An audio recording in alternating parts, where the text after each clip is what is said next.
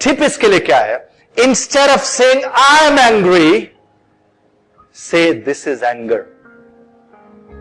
ये टिप है आप लोग के। जिस घड़ी भी आपको लगने लगे कि मैं क्या कहूं कि मैं गुस्से में हूं, आपने क्या कहना है? ये गुस्सा है। जिस घड़ी आपको लगने लगे मैं गमजदा हूं, मैं सैड हूं, तो आपने कहना है this is sadness. Am I clear? Can you say this 3 times to the fellow sitting next to you?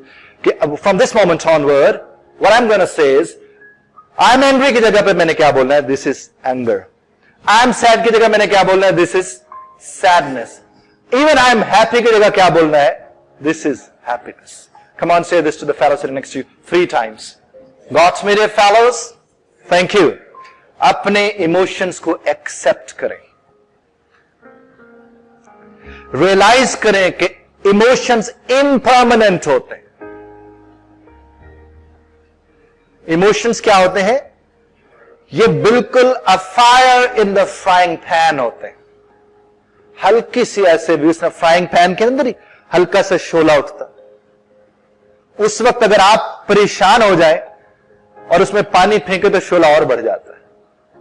और हम अपनी जिंदगी में यही करते हैं, हम अपने हिसाब से पानी फेंक के उस शोले को बुझा रहे होते हैं, जबकि हो क्या होता है? वो शोले को, आप जो खातीन तशरीफ फरमाए उनके इल्म में है, अगर वो आग लग जाए तो पानी उसमें फेंके तो आग और बढ़ जाती है।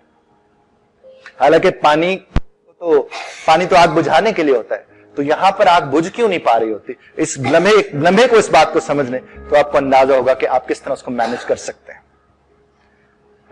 इमोशंस आर इम्परमानेंट, इमोशंस ज्यादा देर नहीं रहते। इसके ऊपर भी मेरा एक आर्टिकल है पेशेंस के हवाले से, उसमें मैंने कहा था होल्ड योर सेल्फ, यानी जो अपने आप को होल्ड कर लेते हैं उन्हीं का होल्ड होता है। आजकल तो नहीं होता ऐसे, माजी में ही होता था। अगर हम अपनी वालदा को देख लें तो हमारी वालदा अगर आज बड़े बड़े फैसले कर सकती है तो वो इस वजह से कर सकती है कि जब वो आई थी नए घर, उस वक्त उसे छोटे फैसलों पर भी बहुत कुछ सुनना पड़ता था। उसने वहां होल्ड किया, आज सारे फैसले वो कर रही। और यही कहा जाता था, बेटियों को समझा के भी ये बताया जाता था कि आपने वहां जाके घर को बसाना है, और घर बसाने का मतलब यह है कि आगे से जवाब नहीं देना, थोड़ा होल्ड करना है। एक वक्त आएगा सारी हुक्मरानी तेरी होगी। और ये क्यों समझाया जाता था? और आज ये नहीं समझाया जा सकता। मेरे राइट्स के नाम पर रिश्ते ही खत्म हो रहे हैं। आप सिर्फ खुला का पिछले साल का, इस साल का उठा के देख लें अपने लाहौर कोर्ट से, जिस कदर तेजी से खुला बढ़ रही है, वो इस वजह से बढ़ी कि इमोशन को मैनेज करना नहीं आ रहा। जबान, कहा जाता था कि ये जबान ही सब कुछ होती है। जवाब देना जब औरत या मर्द फर्ज समझ ले तो आप समझ लें कि उनका रिश्ते का टूटना भी तकरीबन फराइज में शामिल हो चुका है। It's very good. पहले होल्ड करते थे। आज हम जब नानियां दादियां देखते हैं, और आज की हमारी जो बेटियां बहनें जिनकी शादियां वादियां हो रही हैं, तो बहुत कम लगता है कि ये नानियां दादियां ये किस तरह की होंगी। क्योंकि जो हमारी आइडियलाइज जिनको हम कहते हैं नानियां दादियां, तो वो और होती थी, वो आज भी होती हैं, इनका कोई नहीं पता। इमोशंस अराइज एंड रिजाइड, ये उठते भी आपके अंदर है और रहते भी आपके अंदर है, लेकिन थोड़ी देर। उस देर को बढ़ावा देना है तो आपने देना है वही पानी डाल के, और ये फिर गायब हो जाते हैं। सिर्फ इमोशन के गायब होने का इंतजार कर लोगे ना, तो समझ लो कि आप मान रख रहे हो। रिश्तों के मान होते हैं, बस इमोशन के सेटल होने का इंतजार महीनों नहीं होता, ये लम्हों में पैदा होते हैं और लम्हों में मर जाते हैं। मैं लोगों से नॉर्मली क्या कहता हूं, इमोशंस पतंगों की तरह होते हैं। पतंगे आप जानते हैं, ये जो बाद में उठते हैं, ये जो बारिश के बाद, अरे इनकी कितनी उम्र होती है? बहुत थोड़ी सी उम्र होती है। बस उस उम्र में आप पैनिक कर जाओ, आपके ऊपर है, और उस उम्र में आप रह जाओ, ये आपके ऊपर है। फूल को लेकर उसने बात की थी। उसने उसे कहा था कि तेरी तखलीक पे दिल हलता है कि तू फकत एक तबस्सुम के लिए खिलता है, उसके बाद तू मुरझा जाता है। तो जिंदगी में इमोशंस भी इतनी देर के होते हैं, थोड़ी देर को वो आपकी जिंदगी में आते हैं, और वो लम्हा होता है जब आपको मान रखना होता है रिश्ते का, इमोशन का नहीं। टिप क्या है?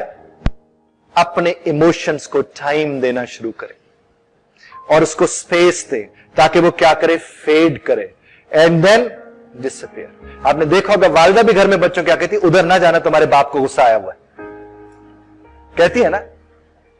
वो तो कहते अब्बू भी ना, कहते चुपते कर ना, तुम जरा इधर हो जाओ थोड़ी देर। आप थोड़ी देर को इधर हो जाते हैं, उतनी देर में इमोशन उधर हो चुका होता है और उसमें मां भी अपना किरदार अदा कर चुकी होती है, एक सॉफ्ट कॉर्नर बना चुकी होती है।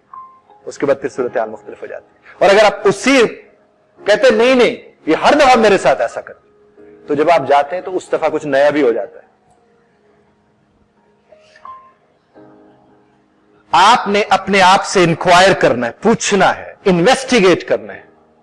जब आप इंक्वायर करते, इन्वेस्टिगेट करते, यानी after you have calmed and soothed yourself from the impact of your emotion, take a moment to delve deeply and explore what happened. थोड़ा टाइम लें और जाकर देखें, एक्सप्लोर करें क्या हुआ।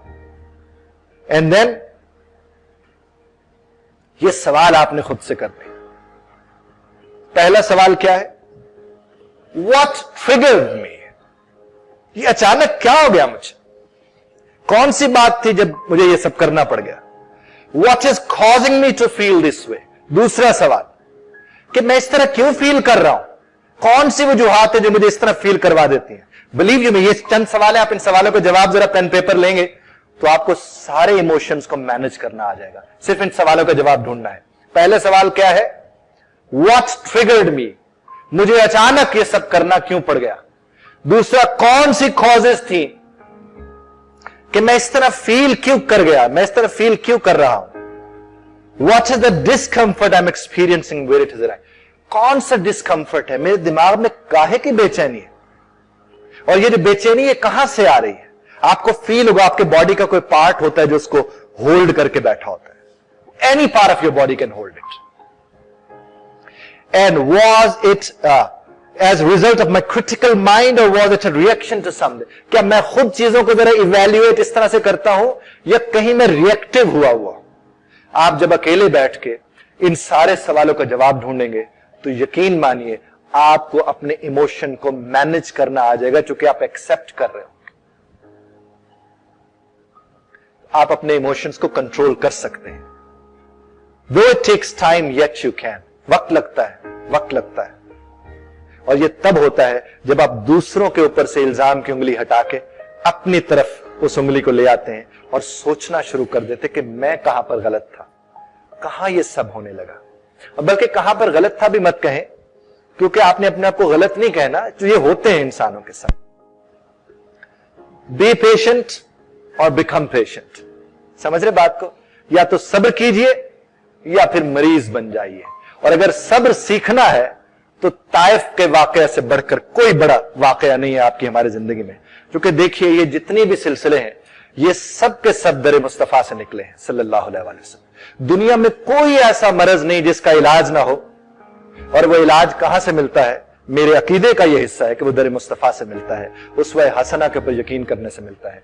नबी करीम सल्लल्लाहु अलैहि वसल्लम की जात मुबारक की ज्यादा कुर्बत से हमें वो चीजें नसीब होती हैं, क्योंकि ये सारी चीजें वहां रही हैं किसी न किसी एतबार से। अब इन्हें हमने किस तरह देखना है वो बात है जो सबसे ज्यादा अहम है। इन शॉर्ट करना क्या है, अपने फीलिंग्स को आइडेंटिफाई करना है। उसके बाद क्या, make an honest analysis of underline कि ये सबब क्या था इसका, उसका ऑनेस्ट एनालिसिस करना है।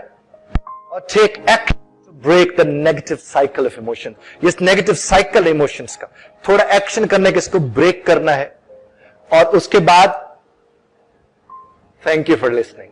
आपने जिस ध्यान से सुना, जिस मेहरबानी से सुना, I am really grateful to you all. God bless you. Thank you very much.